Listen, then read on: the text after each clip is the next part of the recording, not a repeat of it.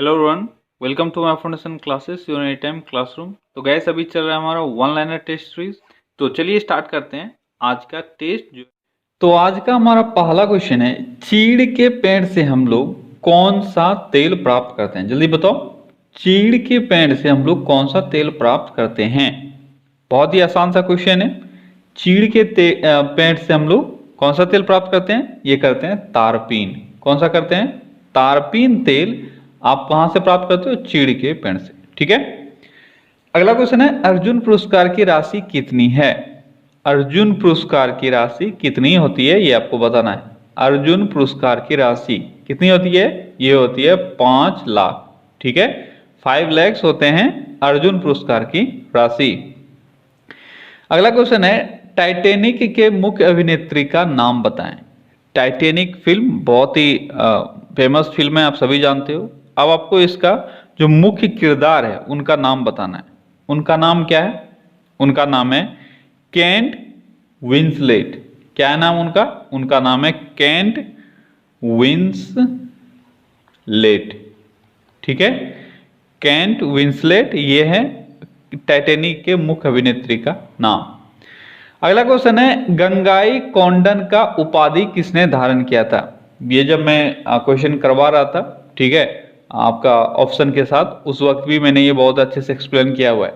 Gangai Condon का उपाधि किसने धारण किया था? जल्दी बताओ, गंगाई कोंडन का उपाधि किसने धारण किया था?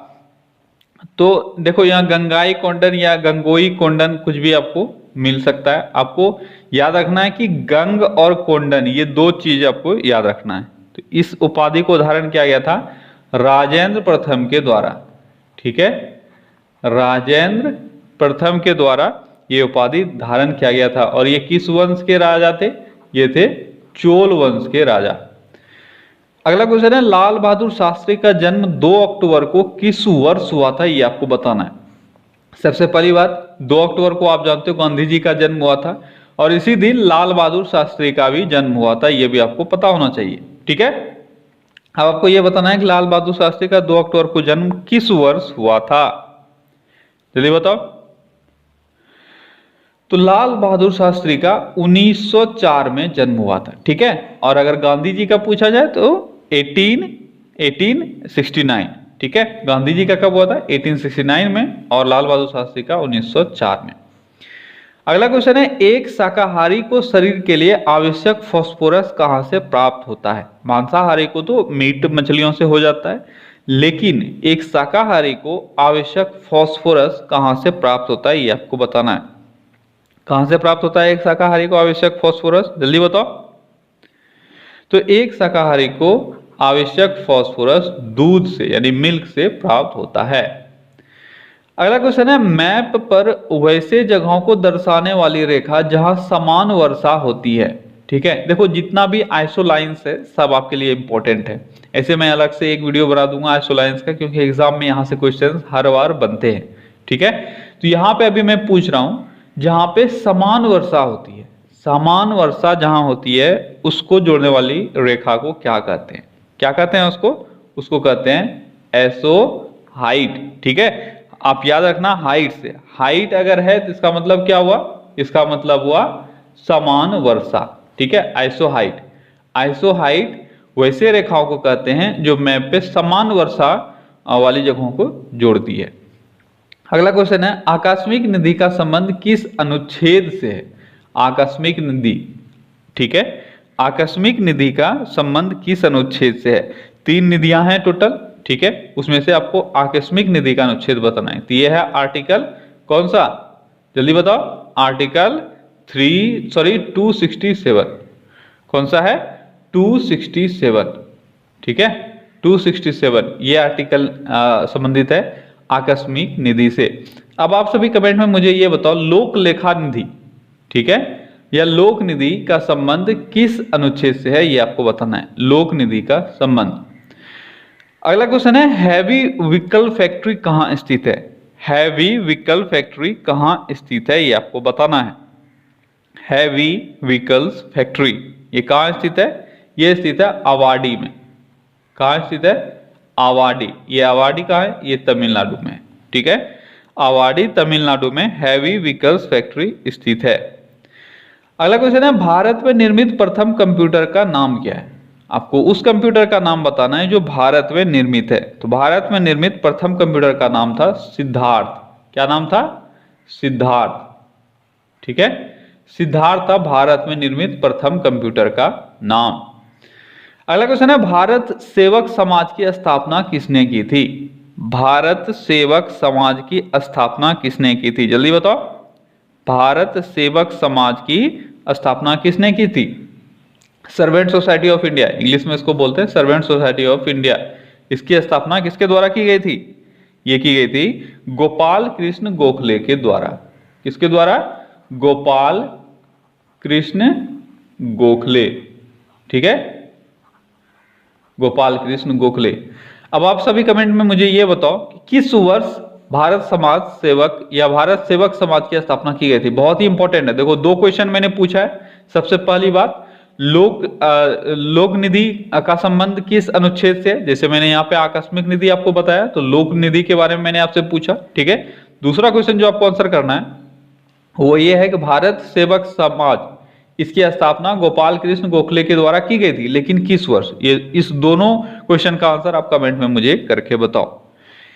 अगला क्वेश्चन है, इंडियन सर्वेंट सोसाइटी की स्थापना किस वर्ष की गई? अच्छा छोड़ो, आपको बताने की जरूरत नहीं है, मैंने यहाँ पे दूसरे क्वेश्चन में पूछ लिया, यहीं पे बता दो। कमेंट में क्या बताओगे आप मुझे, यहीं बताओ। इंडियन सर्वेंट सोसाइटी की स्थापना किस वर्ष की गई? देखो, इस तरह के क्वेश्चंस को मैं साथ में इसलिए डाल देता हूं ताकि आपका जो एक डाउट रहता है वो क्लियर हो जाए। ठीक है, तो इंडियन सर्वेंट सोसाइटी या भारत सेवक समाज एक ही चीज हुआ। इसकी स्थापना 1905 में हुई थी।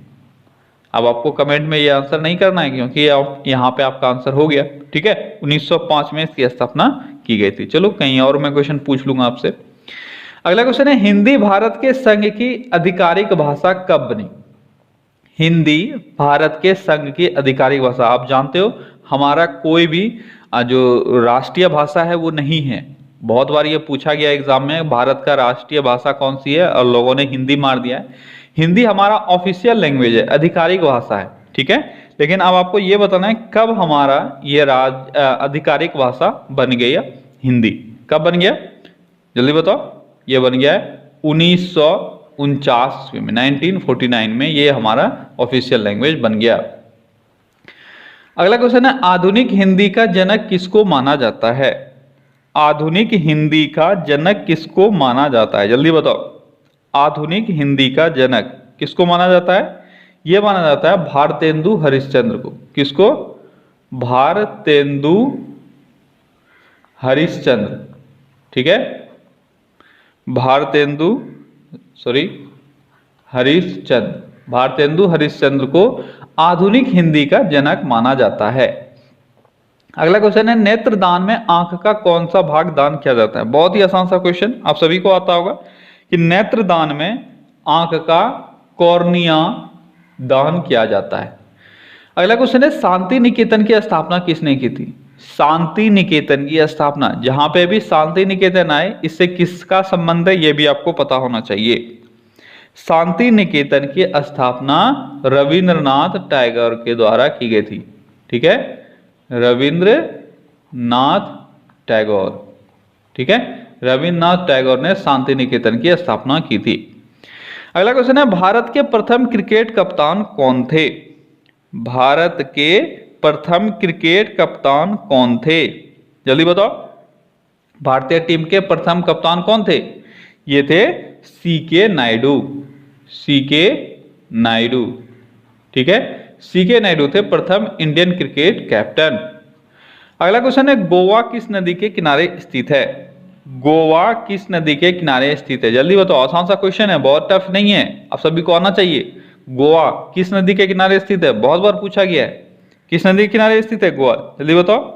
यह है मांडवी नदी या मांडोवी नदी। ठीक है, मांडवी नदी। ठीक है, मांडवी नदी के किनारे स्थित है गोवा। ठीक है, अगला क्वेश्चन है, नोबेल पुरस्कार किस वर्ष आरंभ किया गया था? नोबेल पुरस्कार किस वर्ष आरंभ किया गया था? जल्दी बताओ। नोबेल पुरस्कार किस वर्ष आरंभ हुआ? यह आरंभ हुआ 1901 ईस्वी में। ठीक है, यहां से अब आपके लिए एक क्वेश्चन है जो आपको कमेंट में आंसर करना है कि किसी भी भारतीय को पहली बार नोबेल पुरस्कार किस वर्ष मिला। तो दो क्वेश्चन आज आपका है, एक लोकलेखा समिति लोक निधि का संबंध किस अनुच्छेद से है ये आपको बताना है, और दूसरा किस वर्ष प्रथम भारतीय को नोबेल पुरस्कार से सम्मानित किया गया। ये दोनों आपको आंसर करना है कमेंट में। अगला क्वेश्चन है, the struggle is my life के लेखक कौन है। The struggle is my life के लेखक कौन है, जल्दी बताओ। आप जितने भी महापुरुष जानते हो उसमें सबसे ज्यादा स्ट्रगलिंग लाइफ किसका था। भारत में ही नहीं, भारत के बियॉन्ड भी जाओ, पूरे वर्ल्ड में सबसे ज्यादा स्ट्रगलिंग लाइफ नेल्सन मंडेला का था। तो कौन है हुए इसके लेखक, इसके लेखक हुए Mandela. The struggle is my life, इसके लेखक है मंडेला। अगला क्वेश्चन है, गुट निरपेक्ष आंदोलन का प्रथम शिखर सम्मेलन कब हुआ। गुट निरपेक्ष आंदोलन का प्रथम शिखर सम्मेलन, गुट निरपेक्ष आंदोलन का प्रथम शिखर सम्मेलन कब हुआ ये आपको बताना है। गुट निरपेक्ष आंदोलन ये नाम हुआ, ठीक है, नाम आप सभी जानते हो, नाम गुट निरपेक्ष आंदोलन। तो इसका प्रथम शिखर सम्मेलन 1961 में हुआ। कब हुआ, 1961 में। क्लियर है। अगला क्वेश्चन है, गुट निरपेक्ष आंदोलन का प्रथम शिखर सम्मेलन कहां हुआ था। पहला सम्मेलन तो 1961 में हुआ, लेकिन कहां हुआ था ये आपको बताना है। ये हुआ था बेलग्रेड में। कहां हुआ था, बेलग्रेड में। बेलग्रेड में हुआ था गुट निरपेक्ष आंदोलन का प्रथम शिखर सम्मेलन। अगला क्वेश्चन है, 73वें संविधान संशोधन के बाद किस राज्य में पहली बार पंचायती राज संस्थाओं के सीधे चुनाव कराए गए।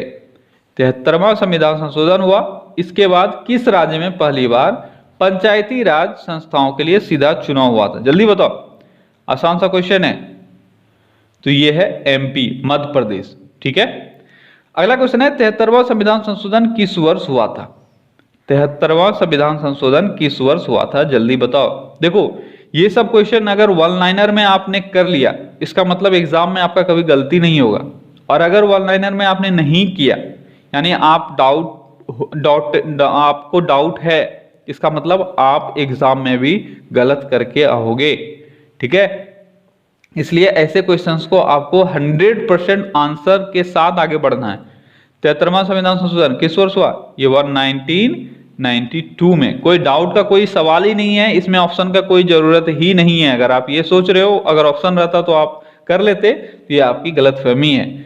यही कारण है कि आप एग्जाम में सक्सेस नहीं कर पाते हो। क्यों, क्योंकि आप ऑप्शन ये सोचते हो कि ऑप्शन के साथ आप आसानी से कर पाओगे, वो गलती है आपकी, ठीक है। ऑप्शन आपको जब मिलता है तो आपके दिमाग पे कम स्ट्रेस पड़ता है, तभी जब आपको वो क्वेश्चन आ रहा हो। इस कारण से मैंने ये वन लाइनर चालू किया है। अगला क्वेश्चन है, रेड क्रॉस की स्थापना किसने की थी। अब बताओ, ऑप्शन लेके भी तुम इसमें क्या करोगे अगर आपको आंसर नहीं आता है तो। ये क्वेश्चन शायद आप लोगों के लिए टफ होगा। तो रेड क्रॉस की स्थापना की गई थी हेनरी ड्यूनॉट के द्वारा। किसके द्वारा, हेनरी ड्यूनॉट के द्वारा, ठीक है। ड्यूनॉट के द्वारा या ड्यूनॉन्ट के द्वारा, नॉट नहीं ड्यूनॉन्ट, ठीक है। हेनरी ड्यूनॉन्ट के द्वारा इसकी स्थापना की गई थी। किसकी, ड्यूनॉन्ट, इसको यहां पे लिखता हूं, ठीक है। ड्यूनॉन्ट के द्वारा, हेनरी ड्यूनॉन्ट के द्वारा रेड क्रॉस की स्थापना की गई थी, ठीक है। ये आप याद रखना अगर आपको नहीं आता है तो। आई होप कि आप लोगों को ये नहीं आता था, ठीक है, लेकिन ये एग्जाम में पूछा गया क्वेश्चन है, हेनरी ड्यूनॉन्ट। अगला क्वेश्चन है, अष्टप्रधान मंत्री परिषद किसके काल में थी। अष्टप्रधान किसके काल में थी ये आपको बताना है, जल्दी बताओ। बहुत ही आसान सा क्वेश्चन। अष्टप्रधान किसके काल में हुआ करता था ये आपको बताना है। तो ये था शिवाजी के काल में, ठीक है। देखो यहां से 2-3 क्वेश्चन है, अष्टप्रधान, अष्टदिग्गज, नवरत्न, ठीक है। अष्टप्रधान शिवाजी के काल में, अष्टदिग्गज अगर यहां पे आता तो वो कौन होते, वो होते कृष्णदेवराय, ठीक है। और अगर नवरत्न पूछा जाता तो नवरत्न 2 लोगों के काल में हुआ करता था, एक अकबर और दूसरा कौन, दूसरा चंद्रगुप्त द्वितीय, ठीक है। ये 3-4 चीजें हैं जिसको आपको याद रखना है। तो गाइस आज का जो आपका टारगेट है, आपको आज जो आने चाहिए मेरे हिसाब से ये 40 आउट ऑफ 50 आने चाहिए आज। 40 से कम अगर आ रहे हैं तो आपको मेहनत की जरूरत है, और 30 लास्ट लिमिट है इसका।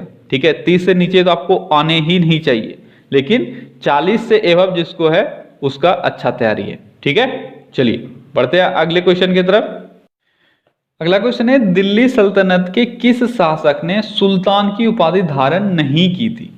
दिल्ली सल्तनत का एक शासक हुआ जिसने सुल्तान की उपाधि धारण नहीं की थी, वो कौन है ये आपको बताना है, जल्दी बताओ।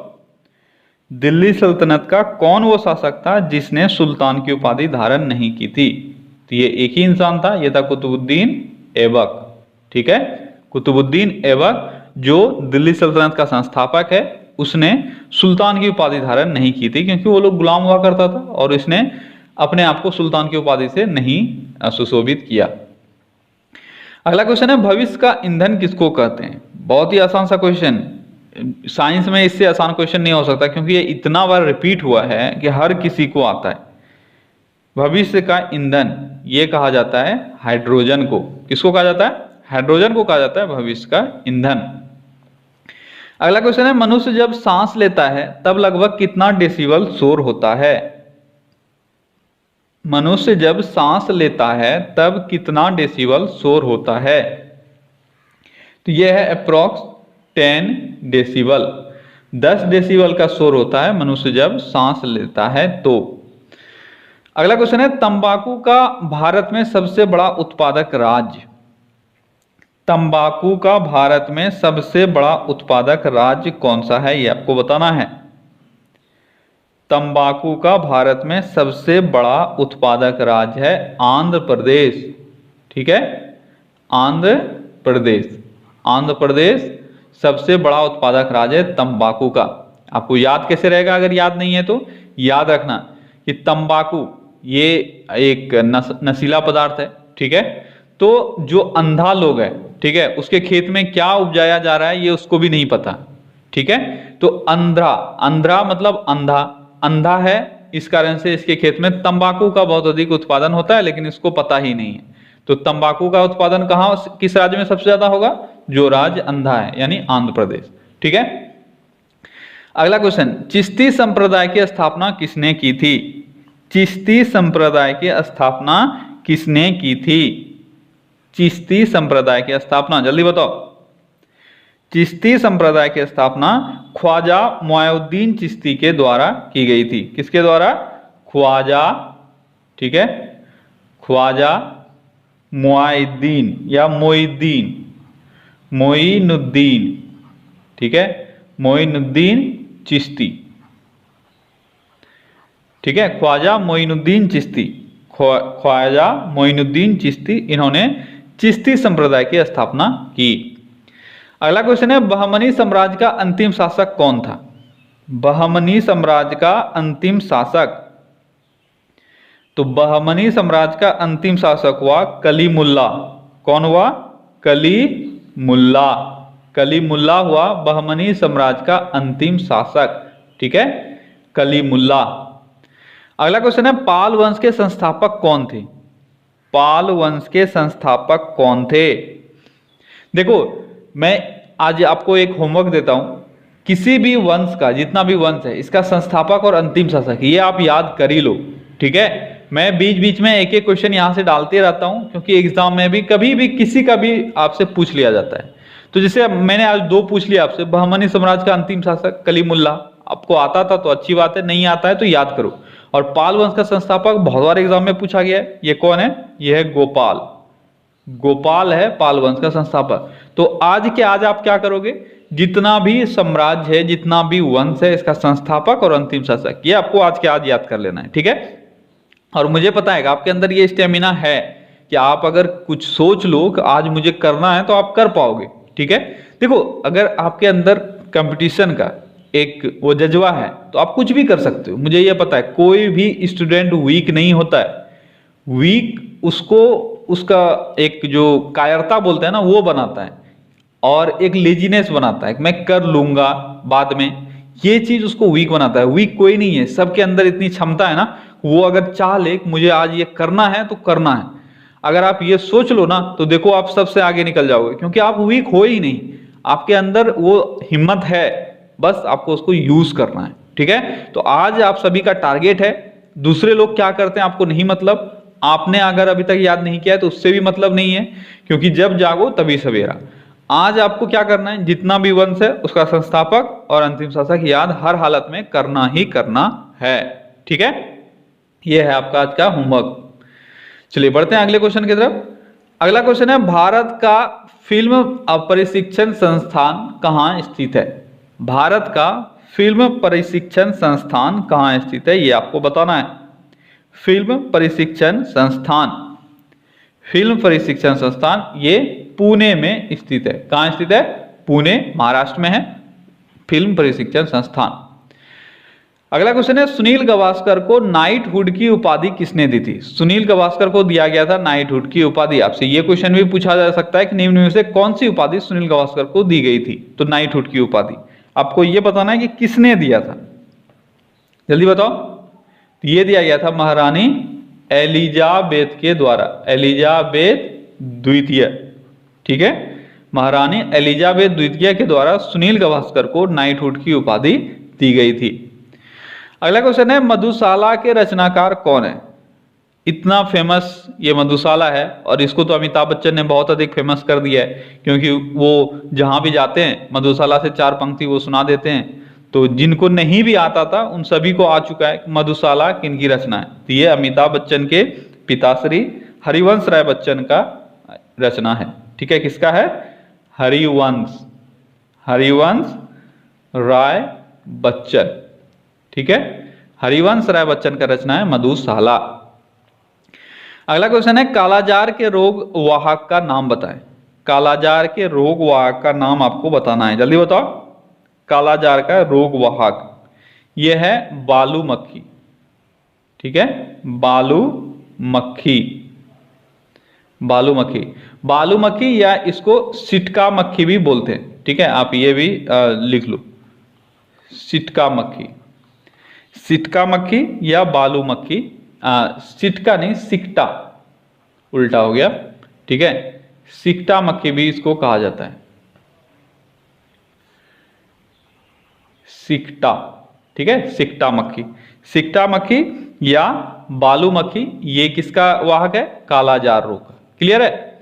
भाषा के आधार पर राज्यों का पुनर्गठन कब हुआ? भाषा के आधार पर राज्यों का पुनर्गठन कब हुआ, ये आपको बताना है। तो भाषा के आधार पर राज्यों का पुनर्गठन हुआ था 1956 में। कब हुआ? 1956 में भाषा के आधार पर राज्यों का पुनर्गठन हुआ था। लेकिन 1953 में, यहां से आप कमेंट में मुझे आंसर करो। देखो, जब कमेंट में बोलता हूं ना आंसर करो, उसी वक्त आप वीडियो को पॉज करके, अगर आपको नहीं आता है तो आप ढूंढ के आंसर करो, तभी आगे बढ़ो।